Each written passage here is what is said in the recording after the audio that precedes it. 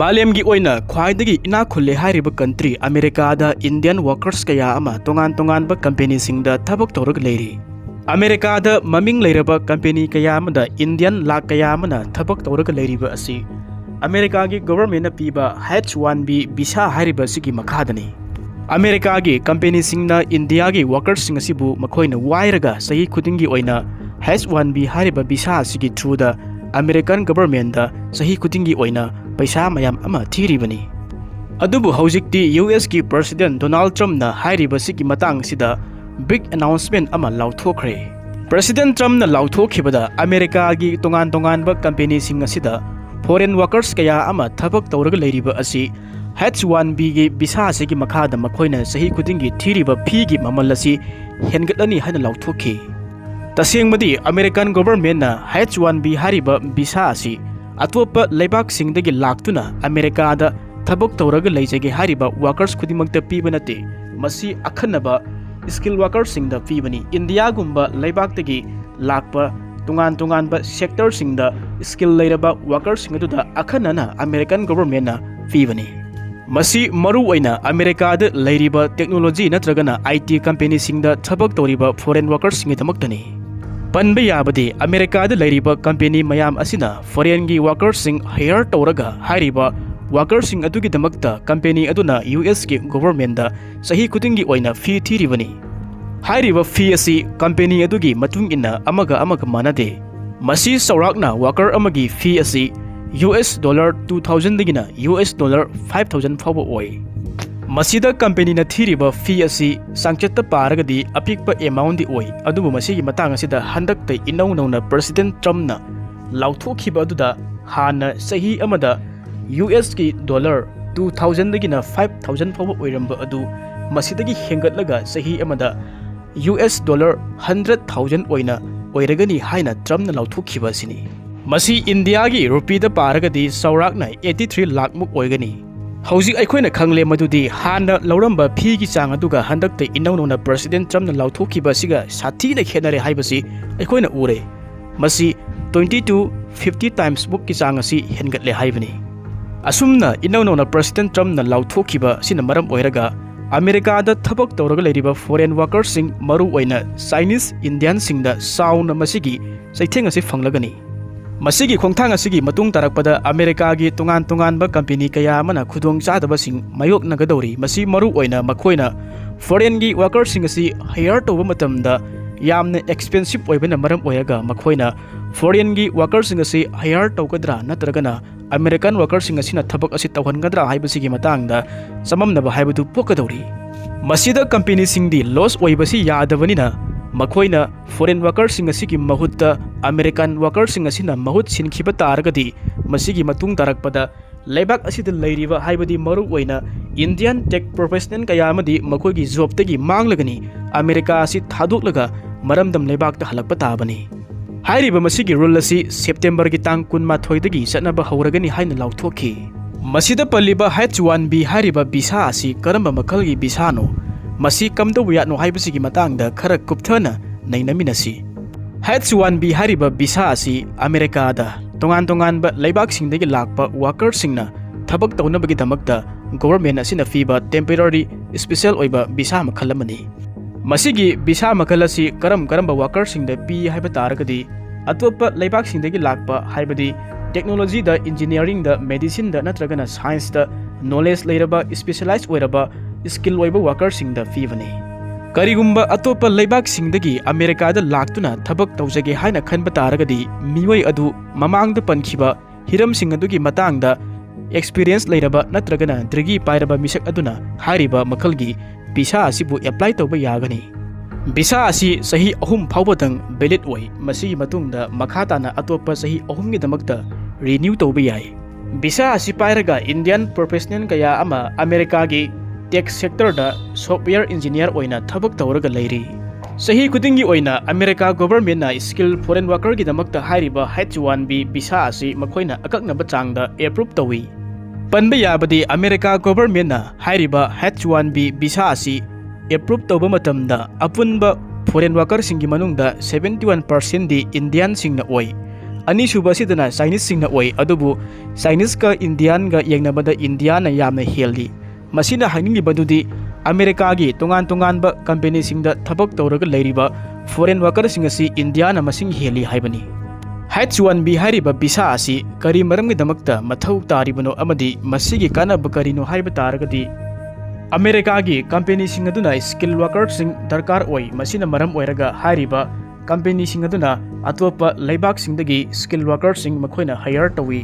ꯃꯁꯤꯅ ꯇꯣꯉꯥꯟ-ꯇꯣꯉꯥꯟꯕ ꯂꯩꯕꯥꯛꯁꯤꯡꯗꯒꯤ ꯂꯥꯛꯄ ꯑꯦꯛꯁꯄꯤꯔꯤꯌꯦꯟꯁ ꯂꯩꯔꯕ ꯑꯃꯗꯤ ꯗꯤꯒ꯭ꯔꯤ ꯄꯥꯏꯔꯕ ꯁ꯭ꯀꯤꯜ ꯋꯥꯔꯀꯔꯁꯤꯡ ꯑꯗꯨꯅ ꯑꯃꯦꯔꯤꯀꯥꯗ ꯂꯥꯛꯂꯒ ꯄ꯭ꯔꯣꯐꯦꯁꯟ ꯑꯣꯏꯅ ꯊꯕꯛ ꯇꯧꯅꯕꯒꯤꯗꯃꯛꯇ ꯈꯨꯗꯣꯡꯆꯥꯕꯁꯨ ꯄꯤꯔꯤ꯫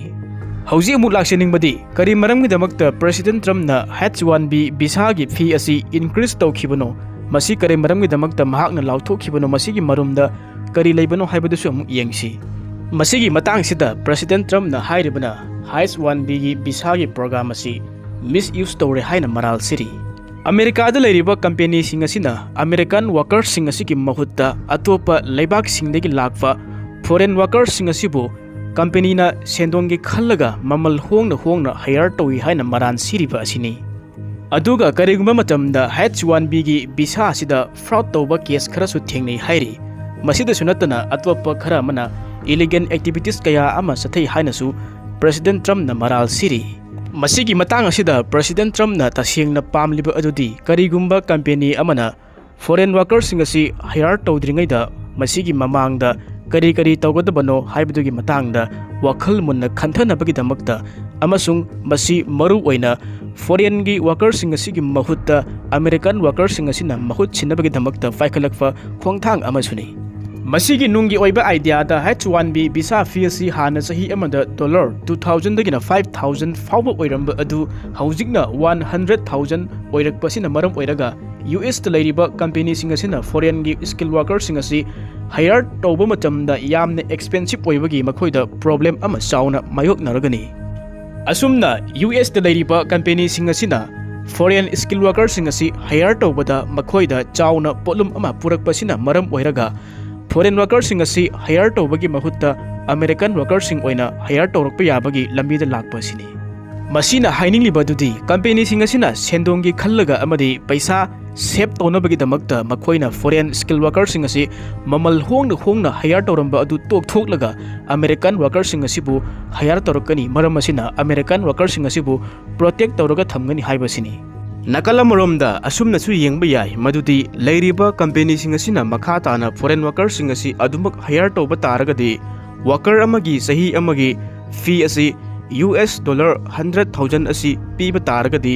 US ꯀꯤ ꯇ꯭ꯔꯦꯖꯔꯤꯗ ꯆꯍꯤ ꯈꯨꯗꯤꯡꯒꯤ ꯑꯣꯏꯅ $100 ꯕꯤꯂꯤꯌꯟ ꯍꯦꯟꯅ ꯂꯥꯛꯀꯅꯤ ꯍꯥꯏꯕꯁꯤꯁꯨꯅꯤ꯫ ꯑꯁꯨꯝꯅ H1-B ꯚꯤꯁꯥ ꯄꯥꯏꯔꯕ ꯐꯣꯔꯦꯟ ꯋꯥꯔꯀꯔꯁꯤꯡ ꯑꯁꯤꯗꯒꯤ ꯂꯥꯛꯄ ꯐꯤꯒꯤ ꯌꯥꯝꯂꯕ ꯁꯦꯟꯐꯝꯁꯤꯡ ꯑꯗꯨꯅ US ꯀꯤ ꯇꯣꯉꯥꯟ-ꯇꯣꯉꯥꯟꯕ ꯄ꯭ꯔꯣꯖꯦꯛꯁꯤꯡ ꯑꯃꯗꯤ ꯑꯇꯣꯞꯄ ꯃꯔꯝꯁꯤꯡꯗ ꯁꯤꯖꯤꯟꯅꯕ ꯌꯥꯍꯟꯒꯅꯤ ꯍꯥꯏꯕꯁꯤꯁꯨ US ꯄ꯭ꯔꯦꯁꯤꯗꯦꯟꯠ ꯇ꯭ꯔꯝꯞꯒꯤ ꯑꯣꯏꯕ ꯑꯥꯏꯗꯤꯌꯥ ꯑꯃꯅꯤ꯫ ꯃꯁꯤꯅ ꯃꯄꯥꯟꯊꯣꯡꯒꯤ ꯑꯣꯏꯕ ꯃꯤꯠꯌꯦꯡꯅꯤ, ꯑꯁꯦꯡꯕꯗꯤ ꯃꯅꯨꯡꯗ ꯂꯩꯔꯤꯕ ꯑꯗꯨꯗꯤ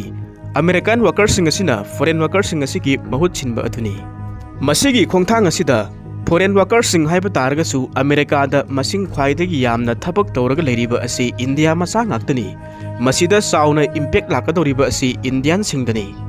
IT ꯀꯝꯄꯦꯅꯤꯁꯤꯡ ꯑꯁꯤꯗ ꯍꯧꯖꯤꯛ ꯊꯕꯛ ꯇꯧꯔꯒ ꯂꯩꯔꯤꯕ ꯏꯟꯗꯤꯌꯟ ꯄ꯭ꯔꯣꯐꯦꯁꯅꯦꯜ ꯀꯌꯥ ꯑꯃꯗꯤ ꯍꯥꯏꯔꯤꯕ ꯃꯈꯣꯏꯁꯤꯡ ꯑꯁꯤ ꯍꯥꯌꯔ ꯇꯧꯕꯗ ꯌꯥꯝꯅ ꯑꯦꯛꯁꯄꯦꯟꯁꯤꯚ ꯑꯣꯏꯕꯅ ꯃꯔꯝ ꯑꯣꯏꯔꯒ ꯀꯝꯄꯦꯅꯤꯁꯤꯡ ꯑꯗꯨꯅ ꯍꯥꯏꯔꯤꯕ ꯏꯟꯗꯤꯌꯟ ꯋꯥꯔꯀꯔꯁꯤꯡ ꯑꯁꯤꯕꯨ ꯊꯥꯗꯣꯛꯂꯒ ꯑꯃꯦꯔꯤꯀꯥꯟ ꯋꯥꯔꯀꯔꯁꯤꯡ ꯑꯁꯤꯅ ꯃꯍꯨꯠ ꯁꯤꯟꯈꯤꯕ ꯇꯥꯔꯒꯗꯤ ꯍꯥꯏꯔꯤꯕ ꯑꯃꯦꯔꯤꯀꯥꯗ ꯂꯩꯔꯤꯕ ꯏꯟꯗꯤꯌꯟ ꯋꯥꯔꯀꯔꯁ ꯃꯌꯥꯝ ꯑꯁꯤ ꯃꯌꯨꯝ ꯂꯩꯕꯥꯛ ꯏꯟꯗꯤꯌꯥꯗ ꯍꯜꯂꯛꯄ ꯇꯥꯕꯅꯤ, ꯃꯈꯣꯏꯒꯤ ꯖꯣꯕꯁꯤꯡ ꯑꯁꯤ ꯃꯥꯡꯕ ꯇꯥꯕꯅꯤ꯫ ꯃꯔꯝ ꯑꯁꯤꯅ ꯇꯦꯛ ꯀꯝꯄꯦꯅꯤꯁꯤꯡ ꯑꯁꯤꯅ ꯍꯥꯏꯔꯤꯕ ꯈꯣꯡꯊꯥꯡ ꯑꯁꯤꯗ ꯍꯥꯌꯔ ꯀꯣꯁꯠꯀꯤ ꯑꯣꯏꯕ ꯆꯥꯎꯔꯕ ꯄ꯭ꯔꯣꯕ꯭ꯂꯦꯝ ꯀꯌꯥ ꯑꯃ ꯃꯥꯌꯣꯛꯅꯕ ꯇꯥꯕꯅꯤ ꯑꯃꯗꯤ ꯃꯈꯥ ꯇꯥꯅ ꯀꯝꯄꯦꯅꯤ ꯑꯁꯤꯅ ꯄ꯭ꯔꯣꯖꯦꯛꯁꯤꯡ ꯄꯥꯏꯈꯠꯄꯗ ꯑꯌꯦꯠ ꯑꯄꯟ ꯀꯌꯥ ꯑꯃ ꯂꯥꯛꯀꯅꯤ꯫ ꯀꯝꯄꯦꯅꯤꯁꯤꯡ ꯑꯁꯤꯅ ꯐꯣꯔꯦꯟꯒꯤ ꯋꯥꯔꯀꯔꯁꯤꯡꯒꯤꯗꯃꯛꯇ ꯌꯥꯝꯂꯕ ꯁꯦꯟꯐꯝ $100,000 ꯑꯁꯤ ꯄꯤꯔꯒ ꯍꯥꯌꯔ ꯇꯧꯒꯗ꯭ꯔꯥ ꯍꯥꯏꯕꯁꯤꯒꯤ ꯃꯇꯥꯡꯗ ꯈꯟꯕꯗ ꯀꯣꯛ ꯉꯥꯎꯕ ꯍꯥꯏꯕꯗꯨ ꯑꯣꯏꯔꯛꯀꯗꯧꯔꯤꯕꯅꯤ꯫ ꯅꯥꯀꯜ ꯑꯃꯔꯣꯝꯗ US ꯀꯤ ꯄ꯭ꯔꯦꯁꯤꯗꯦꯟꯠ ꯇ꯭ꯔꯝꯞꯒꯤ ꯈꯣꯡꯊꯥꯡ ꯑꯁꯤꯗ ꯑꯃꯦꯔꯤꯀꯥ ꯑꯃꯗꯤ ꯏꯟꯗꯤꯌꯥ ꯑꯅꯤꯒꯤ ꯃꯔꯛꯇ ꯂꯩꯅꯔꯤꯕ ꯃꯔꯤ ꯑꯁꯤꯗ ꯁꯣꯛꯀꯗ꯭ꯔꯥ ꯍꯥꯏꯕꯁꯤꯁꯨ ꯋꯥꯍꯪ ꯑꯃꯅꯤ꯫ ꯍꯤꯔꯝ ꯑꯁꯤꯗ ꯏꯟꯗꯤꯌꯥ ꯒꯣꯚꯔꯟꯃꯦꯟꯠꯅꯁꯨ ꯃꯁꯤꯒꯤ ꯃꯇꯥꯡ ꯑꯁꯤꯗ ꯀꯨꯞꯅ ꯌꯦꯡꯁꯤꯜꯂꯤ꯫ ꯅꯥꯀꯜ ꯑꯃꯔꯣꯝꯗ ꯄ꯭ꯔꯦꯁꯤꯗꯦꯟꯠ ꯇ꯭ꯔꯝꯞꯅ ꯂꯥꯎꯊꯣꯛꯈꯤꯕ H1-B ꯚꯤꯁꯥ ꯄꯥꯏꯔꯕ ꯐꯣꯔꯦꯟ ꯋꯥꯔꯀꯔꯁꯤꯡꯒꯤ ꯆꯍꯤ ꯑꯃꯒꯤ ꯐꯤ ꯑꯁꯤ ꯍꯥꯟꯅꯗꯒꯤ ꯆꯥꯎꯅ ꯍꯦꯟꯒꯠꯂꯒꯅꯤ ꯍꯥꯏꯕꯁꯤꯒꯤ ꯃꯇꯥꯡꯗ ꯑꯦꯛꯁꯦꯞꯁꯟ ꯈꯔꯁꯨ ꯂꯩꯔꯤ꯫ ꯃꯁꯤ ꯑꯃꯨꯛ ꯌꯦꯡꯃꯤꯟꯅꯁꯤ꯫ ꯃꯁꯤꯒꯤ ꯑꯦꯛꯁꯦꯞꯁꯟꯁꯤꯗ ꯑꯁꯨꯝꯅ ꯄꯜꯂꯤ ꯃꯗꯨꯗꯤ ꯅꯧꯅ ꯆꯠꯅꯒꯗꯧꯔꯤꯕ ꯌꯨꯑꯦꯁꯇ ꯂꯩꯔꯤꯕ H1-B ꯚꯤꯁꯥ ꯄꯥꯏꯔꯕ ꯐꯣꯔꯦꯟ ꯋꯥꯔꯀꯔꯁꯤꯡ ꯑꯗꯨꯅ ꯆꯍꯤ ꯑꯃꯗ ꯄꯤꯒꯗꯧꯔꯤꯕ ꯐꯤ ꯑꯁꯤ $100,000 ꯑꯁꯤ ꯌꯥꯝꯅ ꯋꯥꯡꯏ, ꯌꯥꯝꯅ ꯑꯦꯛꯁꯄꯦꯟꯁꯤꯞ ꯑꯣꯏ꯫ ꯑꯗꯨꯕꯨ ꯍꯥꯏꯔꯤꯕ ꯐꯤ ꯑꯁꯤ ꯑꯃꯦꯔꯤꯀꯥꯗ ꯂꯩꯔꯤꯕ ꯐꯣꯔꯦꯟ ꯋꯥꯔꯀꯔꯁ ꯈꯨꯗꯤꯡꯃꯛꯅ ꯄꯤꯒꯗꯕ ꯅꯠꯇꯦ꯫ ꯃꯁꯤꯗ ꯑꯈꯟꯅꯅ ꯀꯔꯤꯒꯨꯝꯕ ꯈꯔꯈꯛ ꯄꯜꯂꯤ ꯃꯗꯨꯗꯤ ꯀꯔꯤꯒꯨꯝꯕ ꯐꯣꯔꯦꯟ ꯋꯥꯔꯀꯔ ꯑꯃꯅ ꯀꯝꯄꯦꯅꯤ ꯑꯗꯨꯗ ꯑꯃꯦꯔꯤꯀꯥꯟ ꯋꯥꯔꯀꯔꯁꯤꯡꯒꯤꯗꯃꯛꯇ ꯖꯣꯕ ꯀ꯭ꯔꯤꯌꯦꯁꯟꯗ ꯑꯃꯗꯤ ꯑꯇꯩ ꯍꯤꯔꯝꯗ ꯃꯇꯦꯡ ꯄꯥꯡꯕ ꯇꯥꯔꯒꯗꯤ ꯍꯥꯏꯔꯤꯕ ꯐꯣꯔꯦꯟ ꯋꯥꯔꯀꯔꯁꯀꯤꯗꯃꯛꯇ ꯀꯝꯄꯦꯅꯤ ꯑꯗꯨꯅ ꯐꯨꯜ ꯄꯦꯃꯦꯟ ꯑꯣꯏꯅ ꯐꯤ ꯑꯗꯨ ꯊꯤꯔꯣꯏ ꯍꯥꯏꯔꯤ꯫